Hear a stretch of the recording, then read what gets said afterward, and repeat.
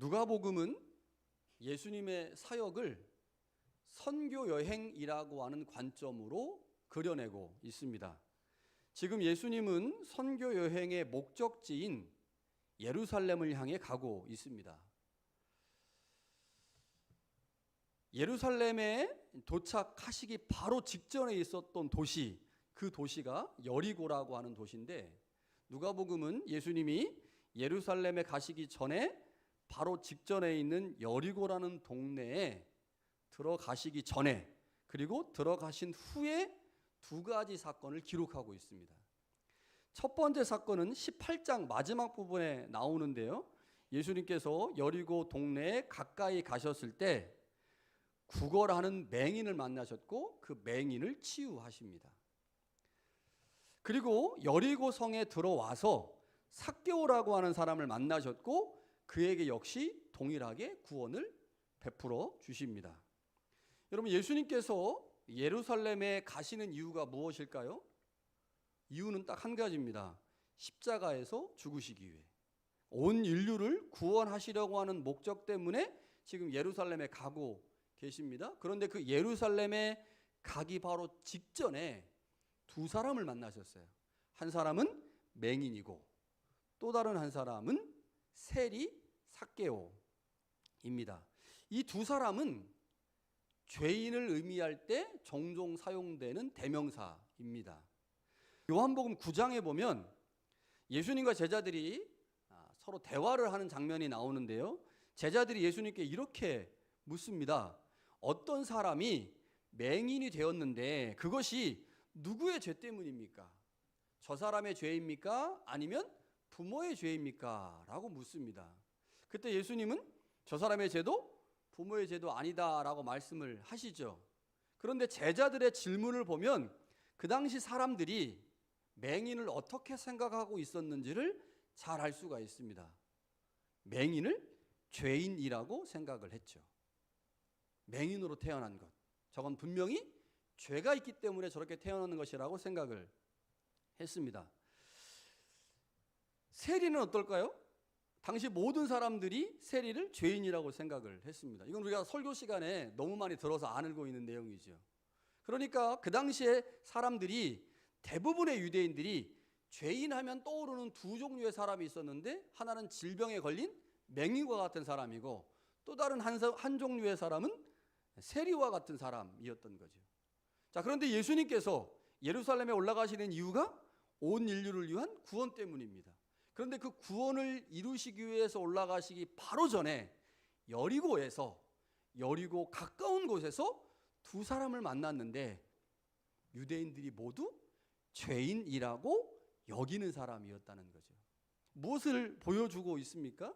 예수님이 예루살렘에 왜 올라가시는지를 이 두 사건을 통해서 우리에게 분명하게 말씀하고 있다는 거죠. 예수님의 구원은 누구를 예외시키지 않습니다. 그 어떤 대상도 예외시키지 않죠. 맹인 치유 사건 마지막에 이렇게 되어 있습니다. 보라, 내 믿음이 너를 구원하였다. 삭개오의 마지막에도요, 오늘 구원이 이 집에 이르렀다. 그러니까 주님께서 전도여행의 마지막에 맹인과 세리를 만나시고 그들에게 구원을 베푸신 것은 주님께서 이 땅에 왜 오셨는지를 가장 분명하게 보이시는 것이고, 예수님이 지금 예루살렘에 들어가서 행하실 일이 무엇인지를 알려주기 위한 사건이죠. 자, 이 관점에서 오늘 이 삭개오 이야기를 좀 보려고 합니다. 자, 오늘 본문에 보면 삭개오를 세 가지 단어로 설명합니다. 첫 번째는 삭개오는 세리장이다. 두 번째는 삭개오는 부자다. 세 번째는 삭개오는 키가 작다. 이렇게 세 가지 단어로 삭개오를 설명하는데, 이 내용들을 좀 살펴보면서 삭개오에게 임한 주님의 구원의 사건이 어떤 것인지를 좀 보겠습니다. 삭개오가 세리장입니다. 세리는 세금을 걷는 사람이죠. 세리장은요, 그 세금을 걷는 사람의 우두머리입니다. 예수님 당시의 세리에 관한 이해가 우리 가운데 좀 필요한데, 당시 이스라엘은 로마의 지배를 받고 있었습니다. 로마가 광활한 영토를 다스리고 막대한 군사 비용을 충당하기 위해서 세금을 걷는 것이 매우 필수적이었고, 세금을 잘 걷는 게 필요했습니다. 그러다 보니 로마에는 매우 체계적이고 가혹한 세금 제도가 있었습니다. 제가 찾아보니까 정말 여러 개의 세금 제도가 있었더라고요. 그 세금 제도가 유대 지역에도 적용이 되었습니다. 자, 그런데 유대인들은 로마의 속국이기 때문에 로마에게 세금을 내는 것뿐만 아니라 종교세도 냈어요. 종교세. 그러다 보니까 일반 백성들이 세금 때문에 굉장히 힘든 생활을 살 수밖에 없었습니다. 당시에 있었던 이 파피루스, 1세기에 있었던 파피루스가 이제 발견이 됐는데 그 문서에 보니까 농부가 1년에 자기 수입 중에서 내는 세금의 퍼센테이지가 35%였습니다. 굉장히 많이 낸 거예요. 미납을 할 경우에는 가산금이 붙어서 더 많이 내야 했습니다. 그러니까 가산금이 붙으면 막 45%, 50%를 이제 세금으로 내야 했던 거죠. 일반 백성들이 로마에 내는 세금 때문에 큰 고통을 당하고 있었는데 그 일에 일조한 사람들이 누구냐? 세리였습니다. 세리들은 국가로부터 부여받은 세금보다 더 많은 세금을 거뒀고 그것을 착복하는 방식으로 부를 축적했던 사람들이죠. 그러다 보니까 유대인들은 세리에 관해서 약자들의 피와 땀을 짜내는 착취자다, 이방 제국에 봉사하는 매국노다, 이렇게 표현을 했고요. 우리가 잘 알고 있는 탈무드에 보면 세리를 도둑이나 강도와 동급으로 취급했습니다. 도둑, 강도, 세리 이렇게 이제 분류를 한 거죠. 그러면 도대체 어떤 사람들이 유대인 중에 세리가 됐을까? 자, 당시 유대인들에게 중요한 것은 민족성이죠. 민족성. 한 민족이라고 하는 민족성이 중요하고요. 같은 민족 안에서 같은 종교를 믿고 있기 때문에 종교성도 중요해요. 그러니까 민족과 종교가 유대인들에게 매우 중요한 가치입니다. 자, 그런데 세리는 일반적으로 민족적으로나 종교적으로 비난을 받는 직업이었단 말이에요. 그런데 이 비난을 감수할 만큼의 경제적 이득이 있어야만 세리를 할 수 있겠죠. 그런데 보통 사람들은 이게 하기가 쉽지가 않습니다. 아무리 돈을 많이 벌어도 민족적으로 저 사람은 매국노라든지 종교적으로 저 사람은 악한 자라든지 죄인이라든지 이런 얘기를 들으면서까지 돈을 받고 싶은 사람이 얼마나 많을까? 지금은 자본주의 사회이기 때문에 훨씬 더 자본이 중요하지만 이 당시에는 민족적이고 종교적인 것이 더 중요한 시대였단 말이에요. 그런데도 그러한 모든 비난을 감수하고 돈을 벌려고 했다고 한다면 세리들은 기본적으로 돈을 엄청 좋아한다. 돈이 그 무엇보다도 가장 중요한 가치다. 이런 사람들이 세리를 하지 않았을까라는 생각이 들죠. 종교적으로 주어질 특권이나 사람의 시선보다도 돈이 최고라고 생각하는 사람들이 세리가 됐을 것입니다. 자, 그렇다고 보면 삭개오는 어떤 사람일까요? 세리 중에 우두머리입니다. 그러면 삭개오가 돈을 얼마나 좋아했을까? 삭개오는 돈을 엄청 좋아했습니다. 돈에 대한 강한 집착도 가지고 있었을 것입니다. 그래서 삭개오를 뭐라고 표현해요? 부자라고 표현하는 거죠. 부자. 그러니까 삭개오는 자신이 가지고 있는 세리장이라고 하는 지위를 이용해서 자신에게 오는 비난과 저주 그리고 모든 욕을 다 감수해 가면서 돈을 악착같이 모았습니다. 그래서 그는 부자가 됐죠. 돈을 너무 좋아했기 때문에 자신이 가지고 있는 이 돈 그거 보면서 자신에게 오는 비난 뭐 이건 아무것도 아니야 라고 생각을 했을지도 모릅니다. 자, 그런데 1세기에 나와 있는 다른 파피러스 문서들을 찾아보니까 세리들 중에요 심각한 정체성의 혼란을 겪는 사람들이 있었습니다. 여러분 처음에는 그렇지 않았겠죠. 처음에는 돈이 좋아서 나는 돈이 세상에서 제일 중요해, 나는 돈을 많이 벌 거야 라고 생각하면서 세리가 됐을 거예요. 그런데 그것도 하루 이틀이죠. 1년 2년 하다 보면 다른 유대인들이 막 욕할 거 아닙니까? 저거는 인간 쓰레기다, 저거는 매국노다, 저거는 강도나 도둑보다 더 나쁜 놈이다, 막 이런 얘기를 듣다 보면 시간이 지나면서 내가 지금 이거 왜 하고 있나? 내가 이거 하고 있는 게 맞나? 이런 생각이 들 거 아니에요? 그러니까 처음에는 그런 생각이 안 들었겠지만 시간이 지나면서 그런 생각이 들게 되고 그러면서 마음에 동요가 일어나는 거죠. 로마의 앞잡이 노릇을 하면서 동족을 수탈했던 그들의 마음이 점점 불편해지는 겁니다. 점점. 1세기에 발견된 파피루스 문서에 보니까 어떤 세리가 이런 고백을 하는 거예요. 나는 불행한 자다. 나는 비참한 자다. 너무 힘들다. 라고 하면서 자신이 처해 있는 자신의 상황에 좌절하고 절망하는 것들을 표현해놓은 파피루스가 발견이 됐습니다. 그러니까 돈이 좋아서 시작은 했는데, 돈이 최고의 가치라고 생각을 하면서 세리 직업을 가졌는데, 점점점 옥죄어 오는 자신에 대한 비난, 그리고 자신이 여전히 유대인이라고 하는 자신 안에 있는 작게 있는 그 정체성, 이것 때문에 이제 고통스러워하는 세리들이 있었다는 거죠. 돈을 숭배하면서 살았습니다. 처음에는 좋았죠. 그런데 점점 마음 한구석에 느껴지는 가책감 때문에 공허하고 외로운 삶을 살았던 세리들이 있었다는 거예요. 뭐 다 그렇지는 않았겠지만 상당수의 혹은 일부의 세리들이 그러한 갈등과 고민 가운데 있었다는 거죠. 오늘 본문에 나오는 삭개오가 그런 사람 중에 한 사람이었던 것 같습니다. 처음에는 그렇지 않았어요. 그래서 열심히 돈을 벌었습니다. 그런데 시간이 지나면서 나도 유대인인데, 나도 하나님을 믿는 사람인데 내가 왜 이렇게 됐을까? 내가 왜 이렇게 돈을 쫓고 돈을 따르는 사람이 됐을까라고 하는 마음에 무거움이 생기면서 종교적 갈등을 했던 것 같습니다. 현실적인 돈 앞에서 자신 안에 있는 종교적 갈등을 꾹꾹 눌러놨어요. 눌러놨는데 시간이 지나면서 유대인답게 살지 못하는 자신을 삭개오 스스로가 발견하면서 그 안에서 괴로움을 느끼고 있었던 거죠. 그런데 그때 그 괴로움이 절정에 다다를 그때 삭개오에게 예수님에 관한 소문이 들렸습니다. 소문이 들렸어요. 어떤 소문이었을까요? 여리고에 들어오시기 전에 여리고 가까운 곳에서 맹인을 치유하셨거든요. 그리고 그 맹인에게 구원을 선포하셨어요. 이 소문을 삭개오가 듣지 않았을까요? 예수님이 선교 여행의 과정에서 많은 사람들을 만나셨고 그들에게 구원과 은혜를 베푸셨고 그들을 고치셨는데 그 소문이 들린 겁니다. 사람들이 예수님을 메시아라고 따르고 있어요. 많은 사람들이 예수님을 추앙합니다. 그 이야기를 삭개오가 듣고 나서 그냥 호기심이 생겼어요.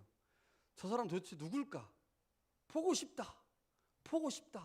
이런 마음이 생겼습니다. 그런데 삭개오가 가지고 있었던 치명적인 약점이 있어요. 뭘까요?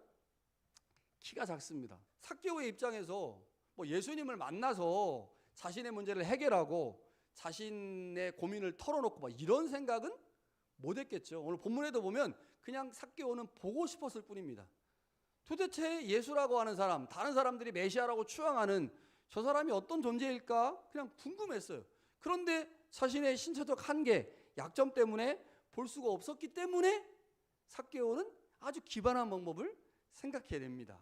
근데 이 기발한 방법이 삭개오의 약점 때문에 나왔지만 그 기발한 방법 그것 때문에 삭개오가 예수님의 주목을 받습니다. 주목을 받아요. 자, 삭개오가 선택한 방법이 뭡니까? 돌무화과 나무에 올라가는 거였어요. 돌무화과 나무. 자, 옛날 성경에는 뽕나무로 되어 있습니다. 제가 이제 뽕나무로 그냥 설교 시간에 말하려고 하는데요. 우리나라 뽕나무하고는 다른 거예요. 우리나라 뽕나무는 작잖아요. 제가 어렸을 때 저희 동네에도 뽕나무가 많았거든요. 그래서 뽕 열매를 따먹었어요. 저도 어렸을 때 이제 그런 기억이 나는데 이제 그런 뽕나무는 아니고 여기 나오는 돌무화과 나무는 대략 한 10m 정도까지 크는 매우 큰 나무입니다. 자, 이 뽕나무를 선택했습니다. 약점이 없었다면 선택하지 않았겠죠. 다른 사람들과 키가 비슷했다면 그냥 봤을 거예요. 그냥 봤다면 예수님의 주목을 받을 수가 없었겠죠. 군중 가운데 있었으니까. 여러분, 군중은 예수님의 주목의 대상이 아닙니다. 근데 우리는 이런 생각을 해요. 군중 가운데 있으면 예수님 가까이 갈 수 있으니까. 그러니까 우 몰려가고 우 몰려가면서. 그래서 이제 군중 안에 있기를 원해요. 군중 안에 있으면 또 편합니다. 튀지 않으니까. 그럼 우리 이제 청년들 중에 중고등학생들 중에 튀기를 원하는 사람이 있지만 대부분의 사람은 안 튀기를 원해요. 저도 그랬던 것 같아요. 제가 초등학교 4학년 때 어머니가 제가 서천에 살았으니까 서천 시장에 가가지고 귀마개를 사오셨어요. 근데 어머니가 사온 귀마개가 이렇게 꼈다 뺐다 하는 그 당시에 최신식 귀마개였거든요. 그게 얼마나 좋습니까? 지금 같으면 그냥 끼고 다니면 얼마나 따뜻해요. 그런데 제가 얼마나 튀기를 싫어했는지 애들이 보는 데서는 그 귀마개를 끼지 않았어요. 그리고 애들이 없는 혼자 가고 있는 데서만 몰래 이렇게 꼈다가 저쪽에서 누가 나타나면 귀마개를 벗어서 가방에 이런 기억이 나거든요. 그러니까 대부분의 사람들은 튀고 싶지 않아 합니다. 그러니까 군중 가운데 있기를 원해요. 군중 가운데 있으면 편안하니까. 그런데 군중 가운데 있으면요 예수님의 주목을 못 받습니다. 그러니까 삭개오도 키가 만약 170이었다면 군중 가운데 있었을 것이고 주목받지 않았겠죠. 그런데 그에게 있었던 약점이 군중 가운데 있게 만들지 못했거든요. 그래서 어쩔 수 없이 뽕나무에 올라갔는데 그 뽕나무에 올라간 사건이 결국 결과적으로 보면 예수님의 주목을 끌게 되죠. 예수님이 하도 특이하니까 뽕나무에 올라가는 사람이 한 사람도 없는데 누군가가 뽕나무에 올라가가지고 올라갈 때는 얼마나 낑낑대며 올라갔겠습니까? 뭐 나무를 잘 타는 사람도 아니니까 얼마나 낑낑대면서 올라갔겠어요. 그리고 올라가가지고 그 나무에서 붙어 있어야 되잖아요. 그러니 얼마나 힘들고 막 애절하게 붙어 있었겠어요. 그 예수님이 안 볼 수가 없는 거죠. 그래서 봤어요. 보니까 저거 참 키도 작은 게 나 한번 보겠다고 저렇게 애쓰고 있는 걸 보시고 주님께서 그냥 불쌍한 마음이 확 드셨어요. 그래가지고 나무 밑으로 갔죠. 가가지고 삭개오를 부릅니다. 삭개오야 내려와라.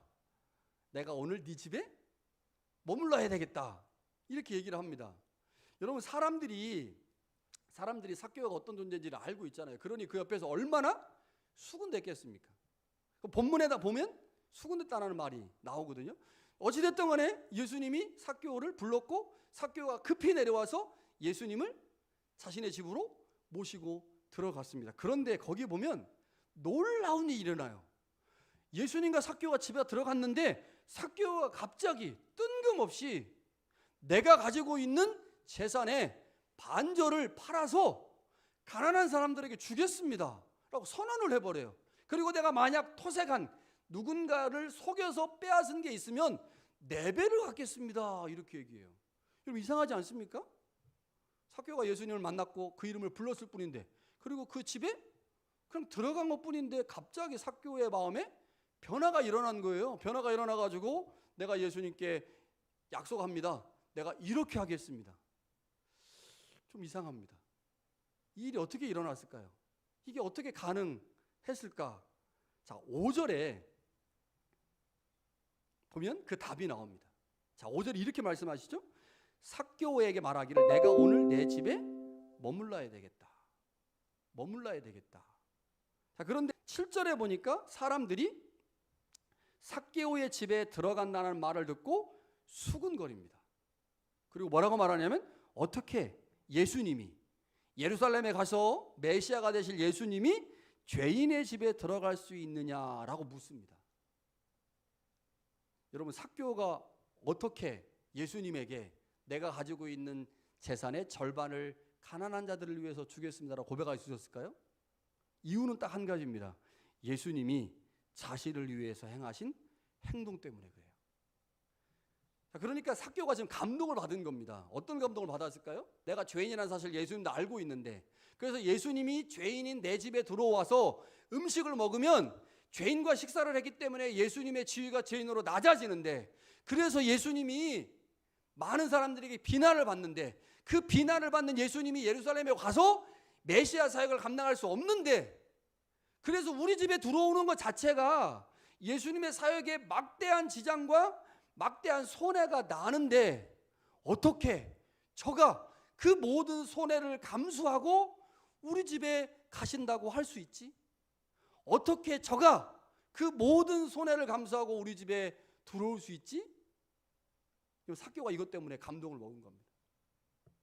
예수님이 도저히 자신이 생각할 때 할 수 없는 행동을 예수님이 하신 거죠. 우리가 왜 예수님의 십자가의 구원 사건에 감격합니까? 그 십자가의 고통이 인간이 감당할 수 없는 처참한 고통인데 그 고통을 죄 없으신 예수님이 우리를 위해 감당하셨잖아요. 그래서 그 예수님이 우리를 위해서 행하신 그 사역을 생각하면 내가 그거 받을 만한 가치가 없는데, 예수님이 그렇게 하지 않으셔도 되는데 왜 하나님의 아들 예수가 그렇게 나를 왜 고난 받으셨지, 왜 그렇게 하셨지라고 하는 그 마음이 우리 가운데 들 때 주님의 십자가 사건 때문에 우리가 감동받고 감격하는 거잖아요. 마찬가지였습니다. 삭개오가 그 사건 때문에 감동을 받은 거예요.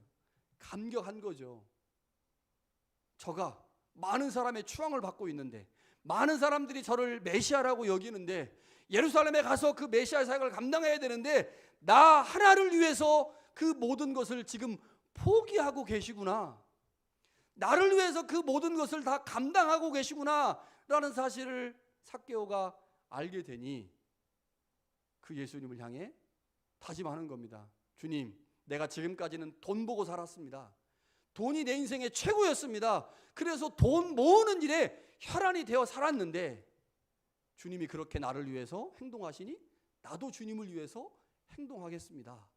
내가 갖고 있는 모든 재산의 반절을 가난한 자들을 위해 쓰겠습니다. 다 고백한 거죠. 그러자 예수님께서 뭐라고 말씀합니까? 이 집에 구원이 임했다. 너는 이제 아브라함의 자손이다. 자, 아브라함의 자손이라는 말의 의미가 뭐겠어요? 네가 지금까지는 셀이라고 하는 직업 때문에 사람들로 하여금 너는 아브라함의 자손이 아닌 매국노라는 소리를 들었지만 이제 네가 그렇게 결단하고 그렇게 행동하니 너도 이제 유대인이야. 너도 이제 구원을 받았어. 너도 다른 사람들과 동등한 하나님의 백성이야 라고 주님께서 선언하셨죠. 여러분, 구원이 뭘까요? 원래 자리로 회복되는 겁니다. 원래 자리로. 하나님이 우리를 처음 창조하셨을 때 그 창조의 위치를 회복하는 게 구원이잖아요. 그러니까 예수님께서 이 삭개오를 원래 자리로 회복시키셨죠. 자, 말씀을 한번 적용해 봅시다. 자, 삭개오의 구원을 한번 역순으로 보면 좋을 것 같아요. 역순으로. 자, 주님은 삭개오에게 그가 잃어버렸던 종교적 권리를 회복시켜 주셨죠. 그 종교적 권리가 회복되는 것이 삭개오의 입장에서 구원이었습니다. 그러니까 구원을 받았어요. 자, 그러면 주님께서 삭개오에게 그렇게 구원을 선포하시게 된 이유가 뭘까요? 삭개오가 결단하는 반응을 보였거든요. 그 결단에 대한 반응에 주님이 반응하신 거예요. 내가 모든 것 중에 반절을 팔아서 가난한 자들에게 주겠습니다라고 반응하니까 그래 너 이제 아브라함의 자손이야 라고 말씀하신 거죠. 자, 그러면 삭개오의 결단, 그 결단은 무엇 때문에 만들어진 거예요? 삭개오의 결단은 주님의 행동 때문에 만들어진 거죠. 주님이 자신에게 오는 손해를 감수하시고 삭개오의 집에 들어가시니 그것에 감동돼서 삭개오가 드리겠습니다라고 한 거죠. 주님이 삭개오의 집에 그러면 어떻게 가시게 됐느냐? 어떻게 가시게 됐어요? 삭개오가 뽕나무에 올라갔어요. 뽕나무에 올라가는 걸 보고 예수님이 가서 내가 오늘 네 집에 가겠다. 주님 감사합니다. 내가 갖고 있는 절반을 드리겠습니다. 그래 너 아브라함의 자손이야. 이렇게 된 거예요. 그러니까 삭개오가 경험한 구원의 시작점에 있었던 게 뭐냐? 그게 뭐예요? 뽕나무라는 거죠. 뽕나무. 구원의 시작점에 있었던 게 뽕나무예요. 뽕나무에 올라갔고 올라간 것을 보고 주님께서 찾아가셨고 찾아가서 대화하시면서 집에 가셨고 그 집에 가신 것에 감동해서 자신의 재산을 드렸고 그 재산을 드린 걸 보시고 주님께서 구원을 선포하셨습니다. 그러니까 구원을 경험한 삭개오의 그 구원의 시작점에 있었던 게 뭐냐? 그게 뽕나무입니다. 그래서 오늘 설교 제목을 제가 구원의 시작점에 있는 뽕나무 이렇게 정했어요. 자, 우리도 하나님의 구원을 경험해야 되는 존재들이죠. 예수님의 구원의 은혜 가운데 들어가야 하는 존재들이에요. 그런데 우리가 구원을 경험하고 하나님의 은혜를 경험하기 위해서 그 은혜를 시작하게 만드는 그 무엇인가가 있습니다. 시작점에 있는 게 있어요. 그거를 발견해야 하죠. 우리 안에 많이 있어요. 많이. 자, 그런데 그 중에 하나가 뭐냐? 그 중에 하나가 예배입니다. 예배. 구원의 시작점에 있는 뽕나무. 그게 예배예요. 우리가 예배라고 하는 뽕나무 올라가야 하는데 여러분 삭개오를 생각해 보세요. 키가 작았어요. 키가 작으면 뭐도 짧아요? 다리도 짧죠. 팔도 짧아요. 그 짧은 팔과 다리로 나무에 올라가려고 하니 얼마나 힘들었겠습니까? 그러니까 이 삭개오에게 뽕나무는 물리적으로 올라가기 쉬운 것이 아니었고요. 많은 사람들이 삭개오를 죄인이라고 여겼기 때문에 다른 사람들에게 튀는 것, 다른 사람들에게 드러나는 것 자체가 삭개오에게 매우 부담스러웠어요. 그러니까 뽕나무라고 하는 것이 삭개오의 상황에서 보면 그냥 쉽게 올라갈 수 있는 게 아닙니다. 신체적으로 굉장히 어렵고 많은 사람들의 비난과 많은 사람들의 손가락질을 받아야만 하는 게 뽕나무였습니다. 자, 그러면 오늘 예배는 어떨까요? 예배. 여러분, 우리가 예배를 드리기 위해서 상당히 많은 포기와 희생의 대가를 치러야 됩니다. 주일에 편히 쉬고 싶은 마음이 있죠. 예배 오면 뭐 다른 사람 만나서 좋기도 하지만 1시간 동안 꼼짝 못하고 앉아가지고 찬양도 해야 되고 설교도 들어야 됩니다. 더 재미있는 일을 하고 싶은 마음이 있습니다. 이거 포기하지 않으면 예배 못 오죠. 자, 그런데 더 중요한 게 있습니다. 그러니까 물리적으로 예배당이라고 하는 공간에 참여하는 것도 쉽지 않습니다. 할 일도 많고 뭐 더 재밌는 일이 많은데 그거 다 포기하고 와야 되니까. 그런데 예배가 우리 가운데 힘든 것 중에 하나는 예배를 하나님이 받으신다라고 말하면서 너희가 영과 진리로 예배해야 받는다 이렇게 말씀하신단 말이에요. 그러니까 물리적으로 내가 몸뚱이가 예배당 현장에 와 있다고 해서 하나님이 모든 예배를 다 받느냐? 그렇지 않다는 거예요. 거룩한 예배, 영과 진리로 드리는 예배를 드려야 받는다라고 말씀하는데, 그러니까 내가 와가지고 그냥 앉아있는 것으로 예배라고 하는 뽕나무에 올라갔다라고 말하기가 어려운 거죠.